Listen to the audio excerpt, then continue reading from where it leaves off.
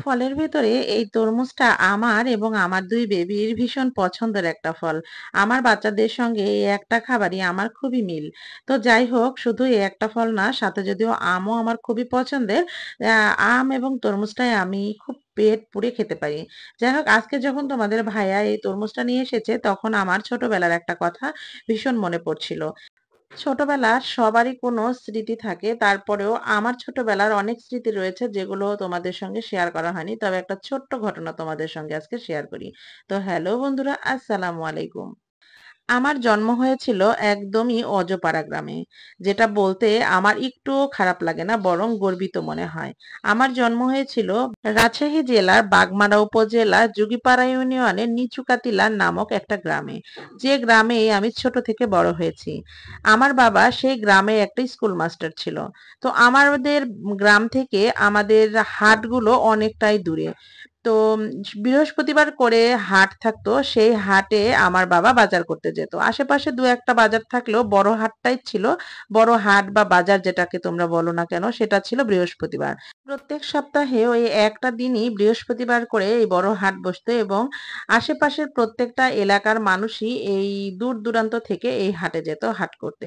আর যেহেতু এটা বড় হাট, এই হাটে গেলেই আব্বা অনেক জিনিসপত্র কিনে নিয়ে একদম সন্ধ্যার সময় বাজার নিয়ে বাসায় ফিরতো।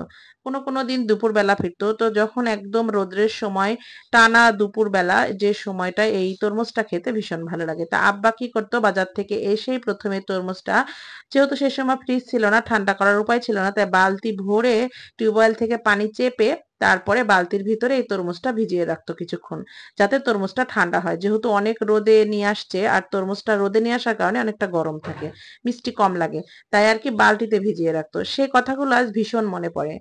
আব্বা সেই সময় ২টা করে তরমুজ নিয়ে আসতো, বড় বড় সাইজের। কোনো তরমুজ হালকা কালার হলেও আর একটা হতো একদম বালি বালি, যেটা খেতে খুবই মিষ্টি ছিল। তো তরমুজ নিয়ে আসার পরে পানিতে ভিজিয়ে রাখা হয়। তারপরে পানি থেকে উঠানোর পরে আম্মা আমাদেরকে তরমুজ কেটে দিত। সেই সময়টা আমি এবং আমার ছোট ভাই বাসায় ছিলাম। তো তরমুজ আম্মা ফালি করে করে আমাদের হাতে দিত। একদম মাঝখানের যে মিষ্টি অংশ, সেটা আমি এবং আমার ভাই খেতাম।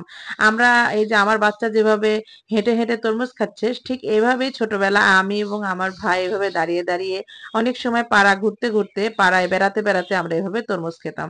সেই ছোট্টবেলার কথা আজ ভীষণ মনে পড়ছে। আমার মনে হয় প্রতিটা মানুষেরই এরকম ছোটবেলার স্মৃতি রয়েছে। কেউ বলতে পারে, আবার কেউ বলতে পারে না।